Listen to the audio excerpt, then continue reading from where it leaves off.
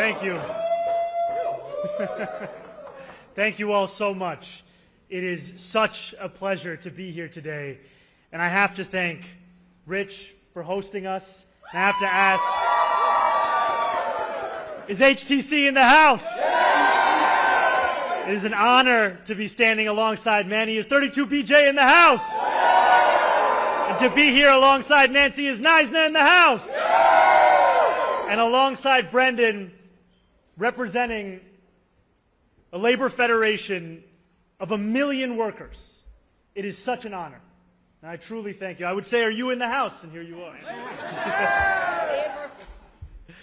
To stand here alongside these unions, it's especially meaningful for me because this entire campaign has been about ensuring that this city, the most expensive city in the United States of America, finally become affordable for the working New Yorkers who make it so special. And to take on inequality, we know the most effective tool is union density. And so to stand here alongside some of the most incredible unions I have ever had the privilege of knowing and working with, it is an honor. For me as a person, it is an honor for this campaign, and it is an honor for this movement to finally make the city affordable. And we stand here today with these endorsements, reflecting on the results of yesterday. Results where we saw that more than 545,000 New Yorkers gave us a mandate to make this city affordable. And I say the word mandate because this was the most votes any movement has received in 36 years in mayoral elections. A mandate because we won this election by 12 points after just 3 rounds. And a mandate because New Yorkers deserve nothing less than a city where they do more than just struggle. A city where they can return to the dreams that brought them here in the first place. And we see this moment where, as Brendan was saying, the choice we have in front of us, we see a very different choice being taken in Washington, D.C. As we look at legislation that just passed the Senate, legislation that is a betrayal of working-class Americans from coast to coast. Legislation that seeks to steal from the hungry, to cut health care from the workers, all to aid those who already have more money than they know what to do with. And legislation that is being done by the direction of a president who claims to fight for working people. And we know that in this moment, it is up to us in this city to show that we can not only fight back against authoritarianism, but we can also fight for working people. And we do those things together because we understand that democracy is under attack from both. It is under attack from Washington, D.C., and it's under attack from within as more and more working people have greater and greater doubts as to whether their needs can actually be met by this politics. And we stand here today to say yes, we can do both of those things. We can do them in the same way that Fiorello LaGuardia fought for immigrants and fought for dignity at the same time. And we can do them even in contrast to that which we have seen pass for leadership here in this city. Because as I stand here alongside our ever-expanding coalition, I am confident of not only winning a city hall that puts working people first, but finally bringing an end to the chapter in our city, led by our current mayor, to raise rents on those same New Yorkers, to price those same New Yorkers out of this city, and to do all of those things while collaborating with a Trump administration that is seeking to attack the very fabric of this city.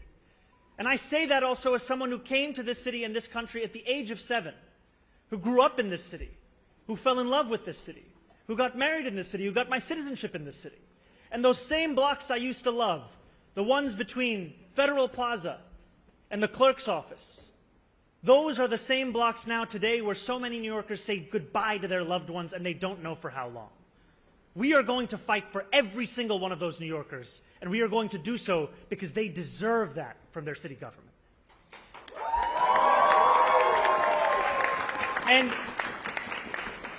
And in this moment, New Yorkers deserve a leader that we'll continue to look forward. We'll continue to expand this coalition. We'll never be satisfied with the idea of winning an election, but rather leading a city. Though we may have won on Tuesday, though we will continue to fight to win in November, we will look to represent every single New Yorker, whether they voted for me, whether they voted for someone else, or whether they didn't vote at all because of their lack of faith in this political system. I will be your leader, and I will lead you to a city that you can afford, a city that you will be safe in, and a city that will finally show what politics can look like, and that it can be more than just a mirror of what we see in DC, and it can instead build on the incredible accomplishments and achievements of organized labor for so many years in this city, and there's no greater partner in doing so than these incredible unions today. Thank you so much.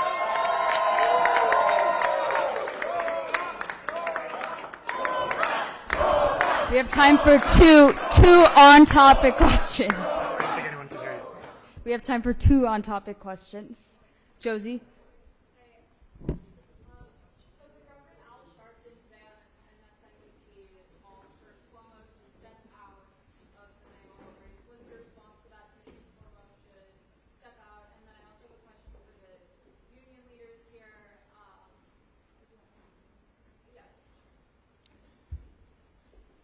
You know, I appreciated when Andrew Cuomo called me last Tuesday evening and conceded this race.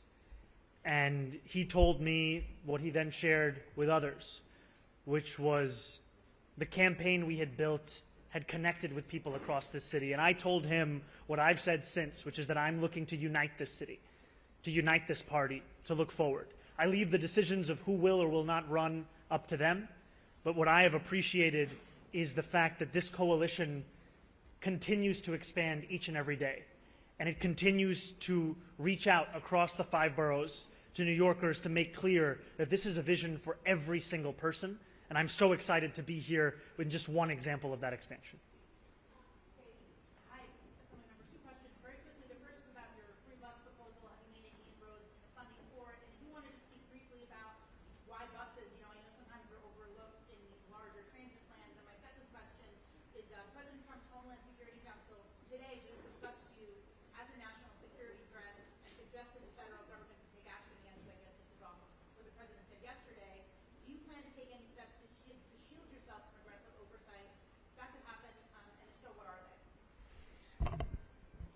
So I'll start with the buses.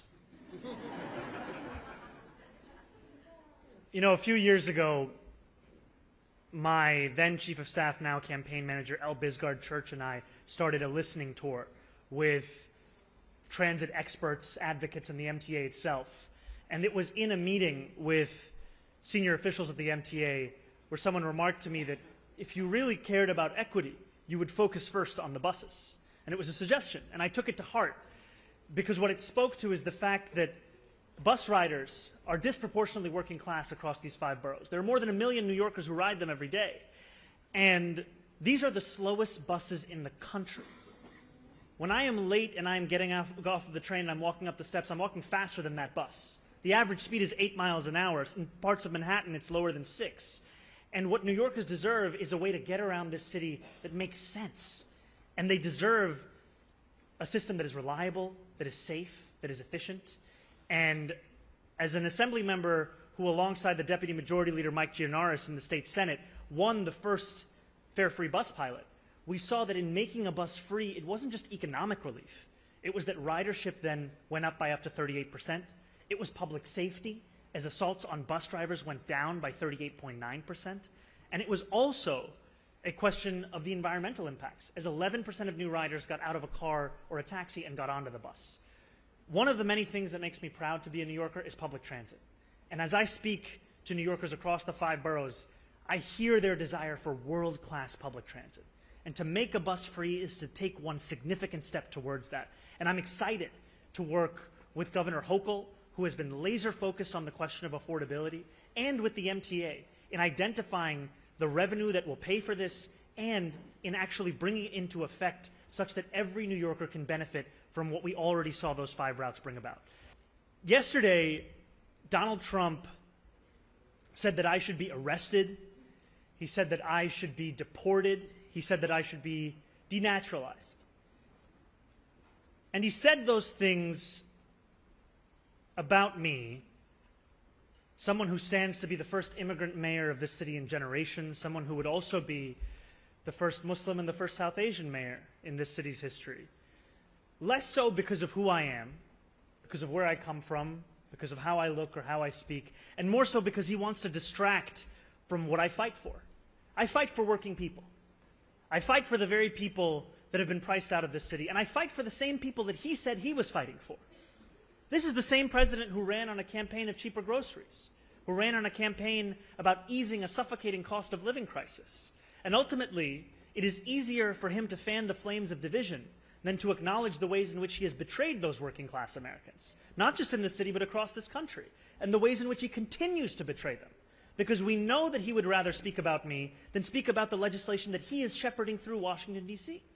Legislation that will quite literally take health care away from Americans. Legislation that will steal food from the hungry. Legislation that looks to build upon one of the largest transfers of wealth we've seen in recent history in his first administration and do it once again for the very Americans who already have enough. We should be fighting for those that do not have what they need to live a dignified life. That is what I will do, and I am thankful to have the protection and to have the support of so many New Yorkers who have stood up and said how unacceptable this is, including our governor, including members of the labor movement. And ultimately, what I fear for is that if this is what Donald Trump and his administration feel comfortable about saying about the Democratic nominee for the mayor of New York City, imagine what they feel comfortable saying and doing about immigrants whose names they don't even know.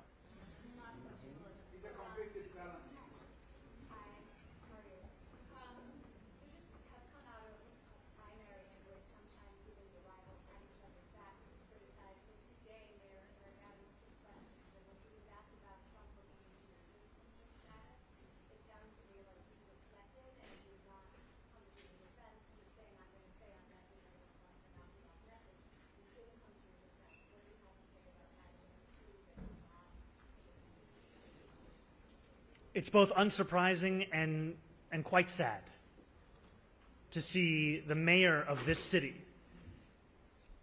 the same city where 40% of New Yorkers were born elsewhere, find it beyond himself to defend the very citizenship of someone running for that position. I do not need Eric Adams to agree with me, but to have this be beyond the pale, it showcases the ways in which he has sacrificed the city and all that we stand for in the interests of himself. And this is part and parcel of the way in which he has responded to these very attacks. I had a Republican city council member call for me to be deported. The mayor refused to denounce that as well. And what concerns me is that we know that these are threats that invite further threats by others. I have received death threats on myself, on my family, and I am thankful for the NYPD and the work that they do to keep each and every New Yorker safe. And yet I also know that leaders have a responsibility to bring down the temperature in this city, to unite all of us in this city. And we have a mayor who is doing exactly the opposite. Thank you. Thank you. Thank you all so much. Thank you. We win. We win. We win. We win. We win. Thank you so much. We win. We win. We win. We win. We win. We win.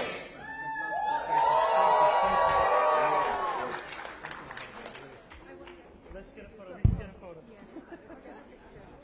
I'm right here. Oh, yes. Let me see you. Can I get one? Yes, everybody can get a picture. When you're done, yeah. Come on, Nick. When you're done, I just want to take a picture with the nurse. Absolutely. Please. Just one second. I'll take one here. Yeah, where's Nick? Where's Nick?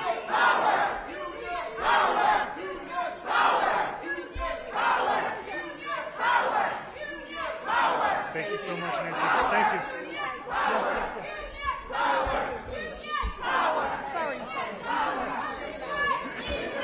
Can we take a picture?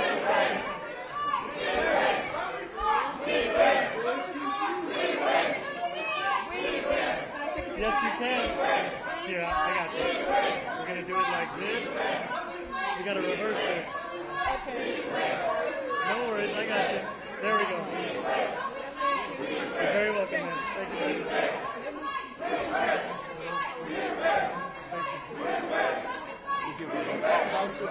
Thank you, man.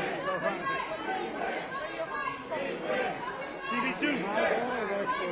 Oh, amazing. Here, we gotta do this one. I spoke to Hassan. Thank you. Yes. I gotta do this one now. Can I get one? Everybody can get one. Everybody can. Take one for me. Take one. Whatever. Yeah. I don't know. Take I'll do it for you. I'll do it for you. Thank you. We do a selfie. There you go, man. How you doing, man? Good to see you. How you doing? Hey, come on. Absolutely. Sorry. Thank you, man. Great to see you. Assalamu alaikum. Yes, give me 1 second. I'll take this one. We're gonna. Andrew.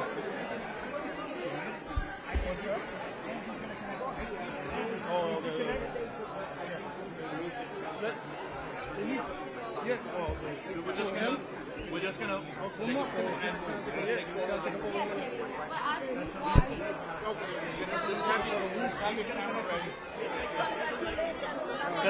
Walaikum salam.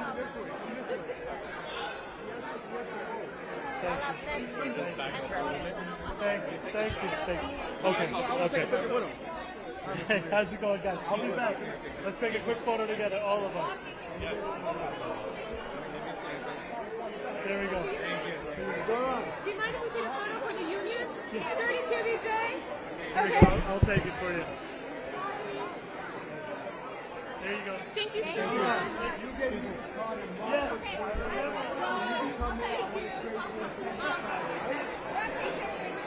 Yes, that's it.